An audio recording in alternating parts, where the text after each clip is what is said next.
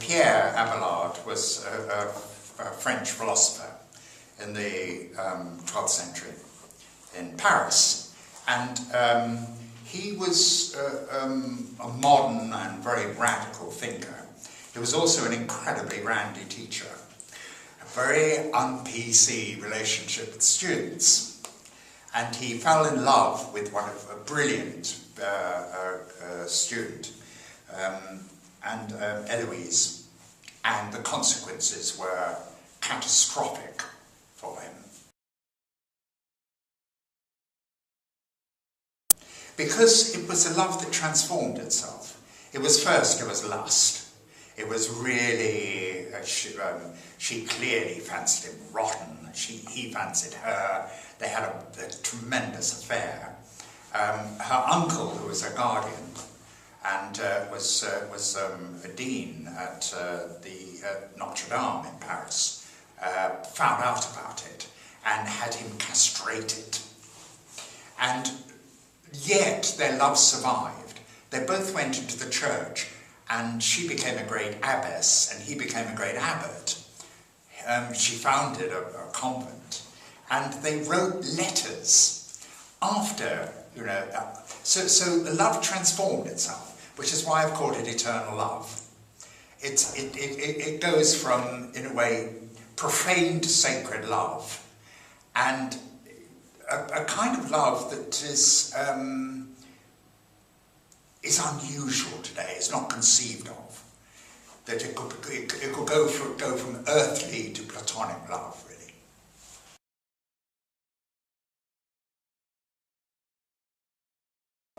I like stories about moments of crisis and change. And the 12th century in France was very interesting because it was as if the Renaissance broke out 200 years before it finally did. It's often called the 12th century Renaissance. A huge amount was going on. Aristotle had just been discovered through a very circuitous route. There were Arab translations of Aristotle, which were then being translated, which was Greek to Arab. Then the Arab was being put into Latin by monks in Sicily and the school of Salerno. And so for the first time, Aristotle was being transmitted back into the West. It had all been forgotten. And Abelard was part of a movement that picked it up and began to question the philosophy that held sway at the time. And indeed, he destroyed reputations in famous debates in Paris. Well, he came into conflict with Bernard of Clairvaux, who was a great theologian, monk, founded the Dominican order. And Bernard saw in Abelard's philosophy a great danger. The danger, what he saw, was shopping, really, our age, individualism, that the church could be destroyed by the right to personally question. That there was a very individualistic streak in Abelard's thinking, and Bernard spotted that. So they were great foes, and they faced each other in several debates, one of which was notoriously rigged in front of the King of France.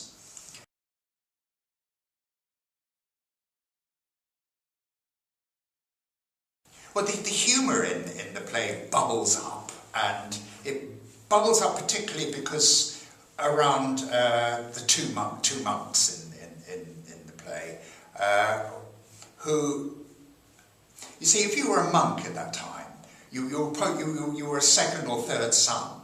There was nothing for you to do. The first son was the duke, or had owned the land, and there was being a monk was your only choice. And so they weren't necessarily that religious. And indeed, some monasteries were quite fun to live in. It was a good living, but not in a monastery run by Bernard of Clairvaux. You could end up eating grass, serious. People died of malnutrition. The order was so severe in it, under Bernard. So I found a lot of comedy in that. I was also aware that there's a sense of fun that Abelard and Eloise had.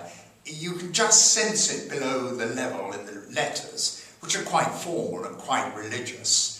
But clearly the attraction when they were young was very strong, and the impulse to kick over the traces. When you write historical characters, there's a great problem, of course. If they're English, they'd be speaking in English. Anne Boleyn, you would barely have understood a conversation between Anne Boleyn and Henry VIII. So you have a problem, particularly also these Abelard and Eloise are French. So what you try and do is imagine the mindsets. That is how they saw the world, how they thought. And you do that first. And when you can grasp that, for example, they were both deeply religious. They did not question their faith. Yet, I mean, you know, they behaved in a very worldly way. But you've got to grasp that first. And then you move on to try and understand what it was like coming out of a medieval world, of seeing the cracks in what people around you have believed for several centuries. And then you begin to find language. So first you try and get the mindsets. Also, writing history plays is pretty dubious, really. You know, I mean, it's almost trance-like.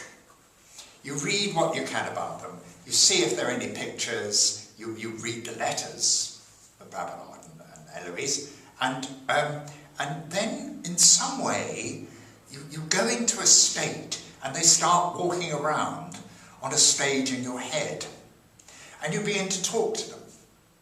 And you even become convinced that that's actually what they said. So I know this is a very dubious process. It's a very ancient one. I mean, you know, Herodotus and Thucydides, the great Greek historians, made up every speech. Yeah. So that's what you do. It's a seance-like activity, writing a history play.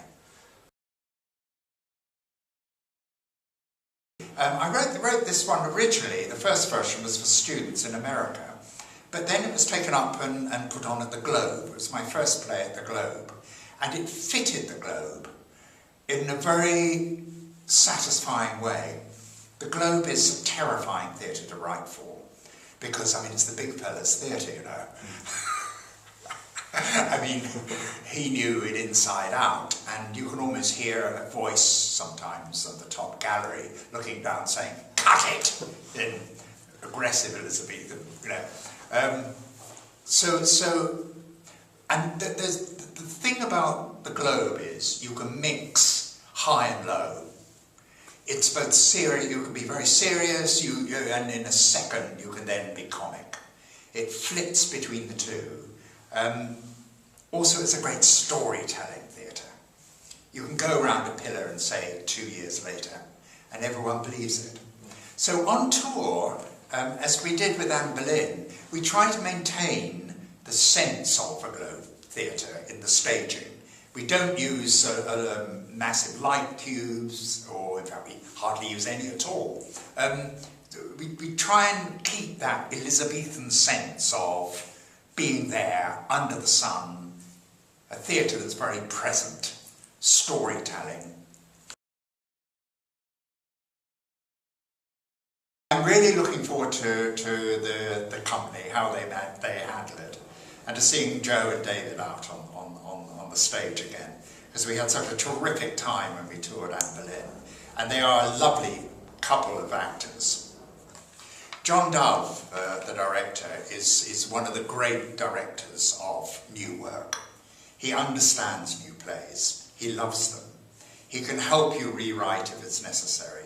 His relish for the theatre is very classical. He likes simple, direct staging. He's a wonderfully humane and humanist director.